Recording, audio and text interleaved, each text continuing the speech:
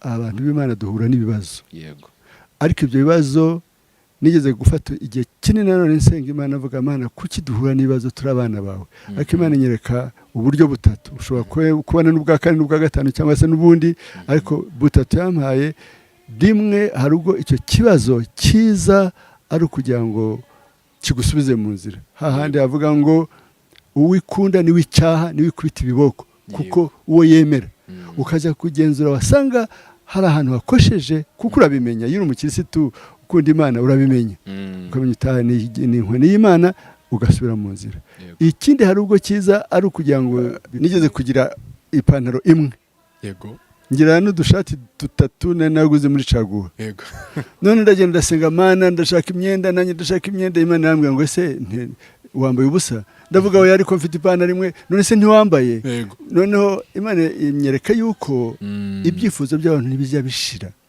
iteka bariyumva ashaka na biriya noneho igihe kimwe nza guhura no ku kazi nari ndiho mpura n'abantu bambwira bati kano gashati yambaye ni keza nambwira ngo imyenda ye yose ni Evalandani mbese kwerekana yuko ngo mfite imyenda ndi smart yego noneho ni ijwi ry'Imana yambwira ngo urumva ikintu ushaka ko kugira ngo ugaragare ko wambaye kuko utambaye ubusa ko ufite imyenda myinshi numva ko atari ukunyurwa ariko iyo unyuzwe na buri kintu cyose Imana iguha ibintu ku gihe cyabyo kandi ukabona bigenze neza byose nakubwiye ngo biva mu gusenga iyo usenze Imana yagusubiza naje kurwara kanseri yego ndagenda nahanga bari baravuze ngo ni imitsi ariko hari ukuntu ashoboye kujya muri Canada ngiye gusura abantu ngezeyo iramfata merera nabi njya mu bitaro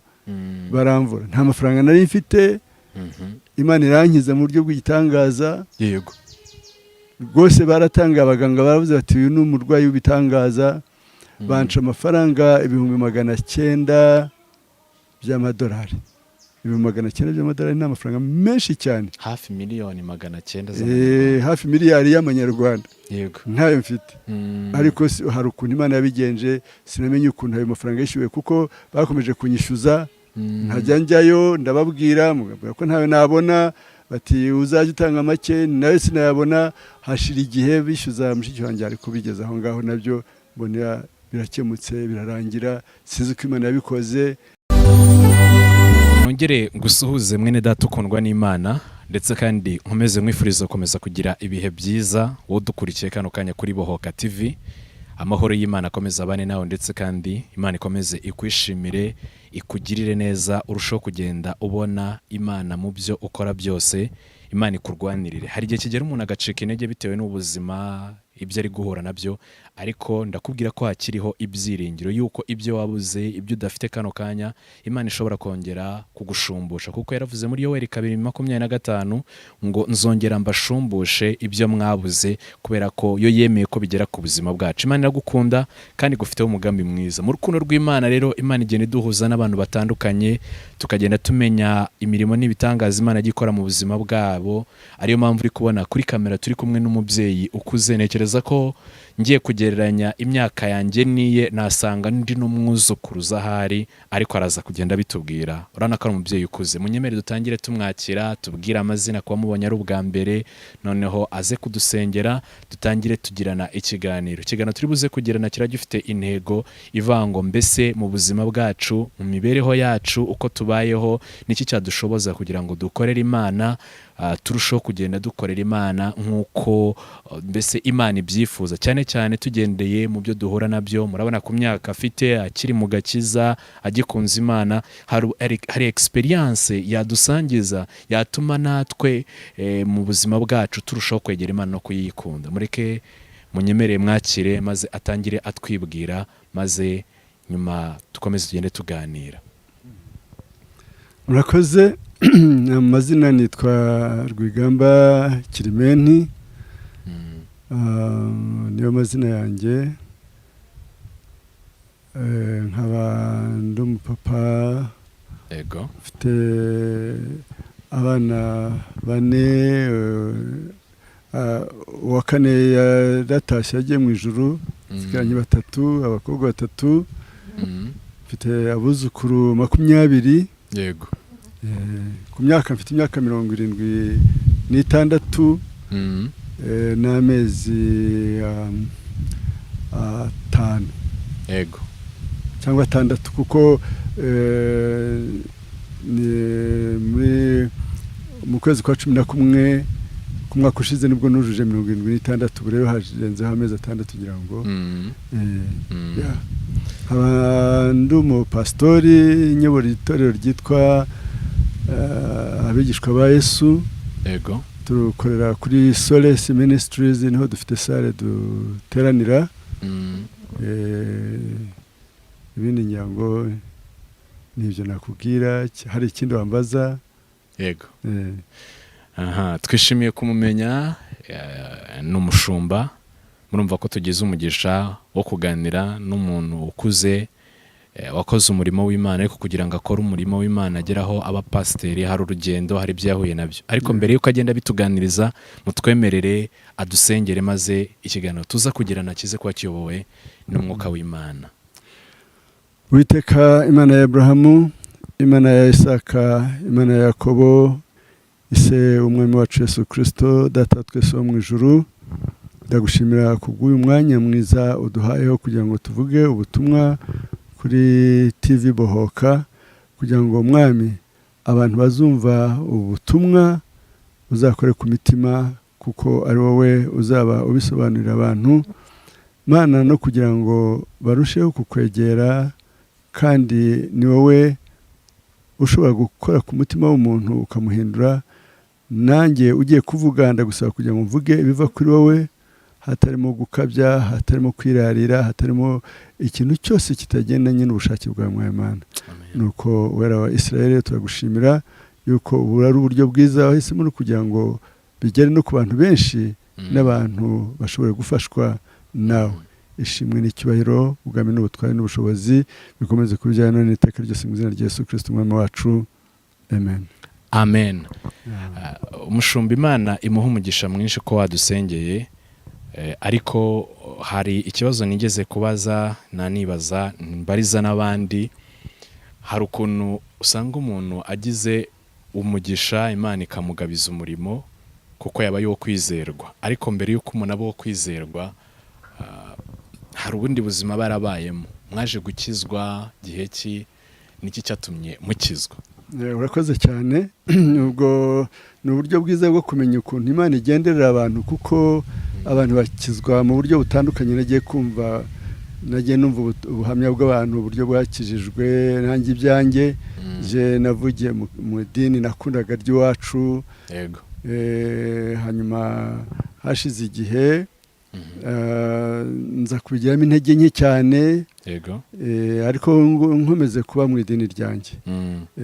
Hanyuma ngeze aho mbivamo rwose kubera intege nke nagiye ngiramo, kujya mu misa, kujya gusaba penitence n'ibindi nk'ibyo ngibyo, mbona ntabigendamo. Ariko igihe kimwe ndagusenga, ndavuga ngo Mana rwose nari mfite ikibazo, ndavuga ngo Mana unkijije iki kibazo rwose, nakongera nkasubira gusenga mu misa, gusaba penitence n'ibindi nk'ibyo ngibyo. Imana irakinkemurira koko.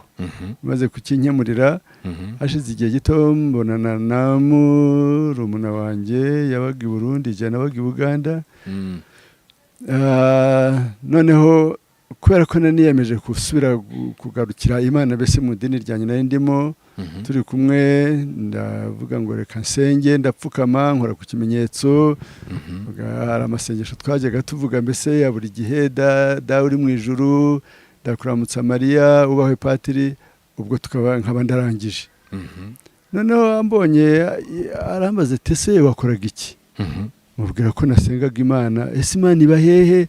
Mbese muri make kugira ngo bidatwara umwanya muremure, anyemeza yuko nta Mana ibaho, ko Imana abantu aribo bayiremye, ariko ko Imana itabaho, ko Imana abantu bayiremye mu buryo bwo kugira ngo bafashe abantu nabo bifashe ubwabo, kugira ngo abantu batajya bahemuka, kwica abantu, kwiba no gukora ibindi bintu bibi. Rero bavuga bati reka dushyire ikintu tukita Imana ireba abantu bose aho bari, n'ibyo utekereza ikabizi, kandi wakora ibibi ukazajya mu muriro, wakora ibyiza ukazaje mu ijuru. yego Ati nicyo babishyiriyeho gusa, ati nta mana ibaho ubundi. Ati kandi abantu bajya bavuga ngo imana ni nziza. Abantu bavuga imana nabo abakirisitu nabo bari contradiza, bavuga ngo imana ni nziza kandi imana ishobora byose. Akavuga ati je kuki ndi impunzi, kuki nanjye ntabaye nk'abandi, yego kuki hari abantu bicwa n'inzara, kuki abantu bagira ibibazo runaka abandi ntibabigire. Ubwo se kereka bavuze ngo imana ni nziza ariko ntabwo ishobora byose, yego cyangwa ishobora byose ariko kuri bamwe ni ingome. yego Numva rwose iyo logique numva iranyemeje ko nta mana ibaho. kandi byarumvikanaga.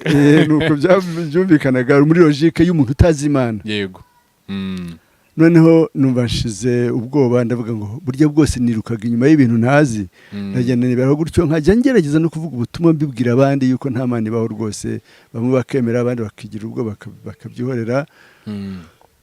Ariko igihe kimwe nza kumva umutima unkomanga, ndavuga ngo none imana yabibaho ndiho nyihakana muri ubu buryo, yego nazayikizwa n'iki? Nkurikije ibyo nari narize nyine mu dini. Ndapfukama ndasenga.